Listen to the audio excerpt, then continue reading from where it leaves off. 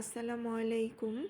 আজকে আমি আপনাদের দেখাবো আমার ১ বছর আগের ঘরে পড়ে থাকা পুরানো একটি ব্যাগকে আমি ডিজাইন করে কাজ করে কিভাবে একেবারে নতুন পার্টি ব্যাগ বানিয়ে ফেলবো। প্রথমে আমি ব্যাগের যে সুতাগুলো বের হয়ে গিয়েছে সেই সুতাগুলো কেটে নেব।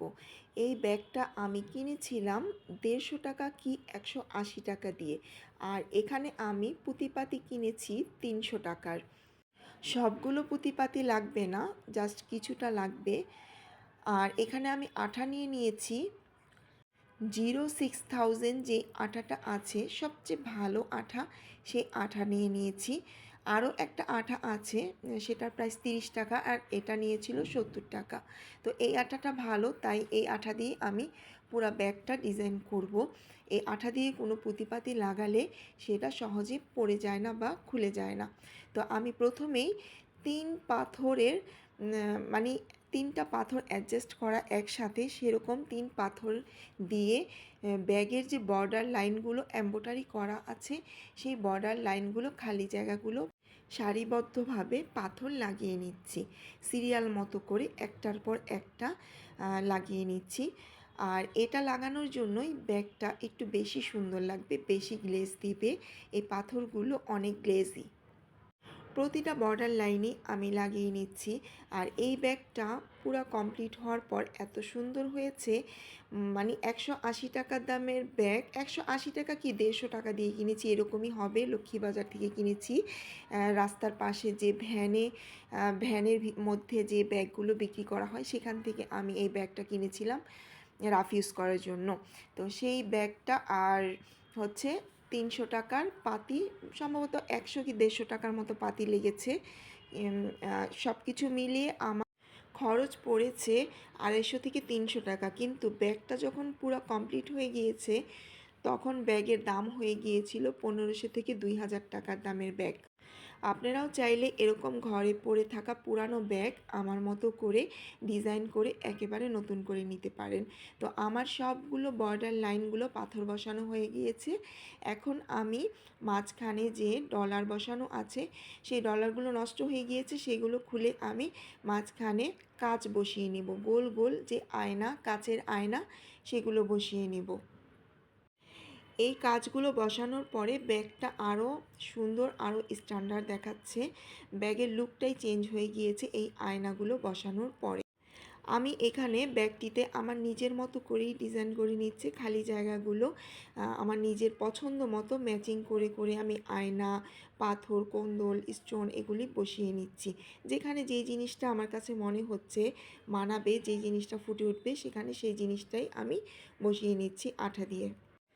আয়না বসানোর পরে এখন আমি ব্যাগের সামনের দিকে আমি একটি স্টোনের লেস বসিয়ে নিব। আর এই লেসটাও আমি আঠা দিয়ে বসাবো।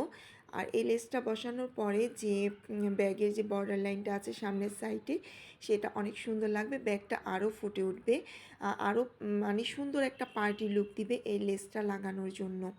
তো আমি আঠা দিয়ে পুরা লাইনে, মানে সামনের সাইডের পুরা লাইনে আমি লেসটা লাগিয়ে নিচ্ছি।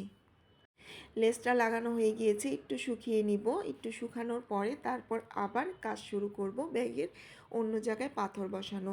সাথে সাথে লেসটা লাগানোর পরে সাথে সাথে কাজ করব না, শুকানোর জন্য একটু সময় দিতে হবে, না হলে লেসটা খুলে যাবে। তারপর এখন আমি ব্যাগের মাঝখানে যে পাতার মতো শেপ করে যে এমব্রয়ডারি করা আছে সেই পাতার মাঝখানে আমি কোন্দল বসিয়ে নিব গোল্ডেন কালারের।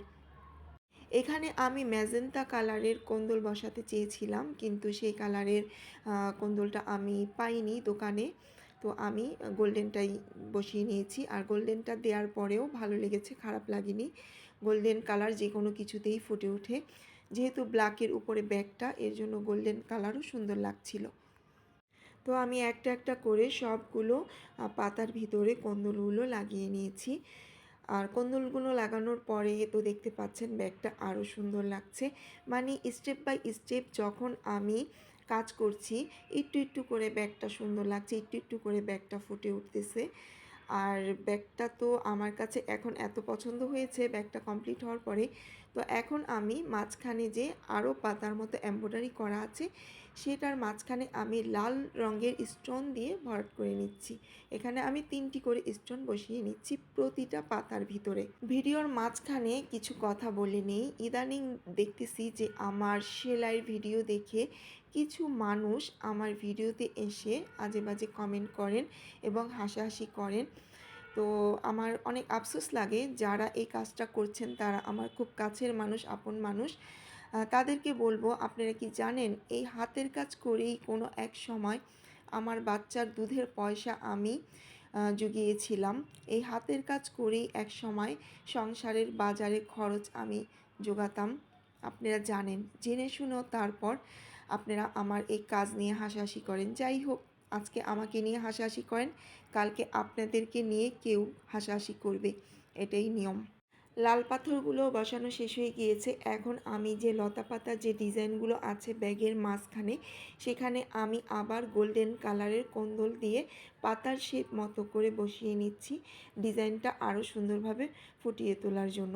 আসলে যেখানে যেই ডিজাইনটা সেলাই ব্যাগের ভিতরে তো আগেই এম্ব্রয়ডারি করা ছিল ডিজাইন মতো, আমি সেই ডিজাইনের উপরই পাথর, চমকি, কাজ, লেস এগুলি বসিয়ে ব্যাগটাকে একটা পার্টি লুক দেওয়ার চেষ্টা করেছি।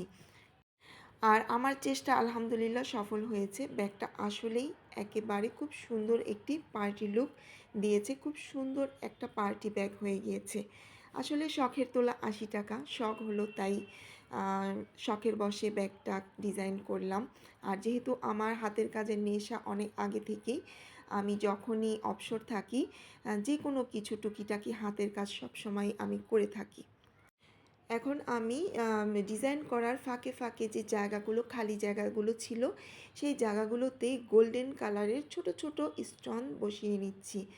খালি জায়গাগুলো, পুরা ব্যাগটা আমার কমপ্লিট হয়ে গিয়েছে ডিজাইন করা, কিন্তু ফাঁকে ফাঁকে কিছু খালি জায়গা ছিল, সেগুলো আমি ছোট ছোট গোল্ডেন কালার পাথর দিয়ে ভরে নিচ্ছি।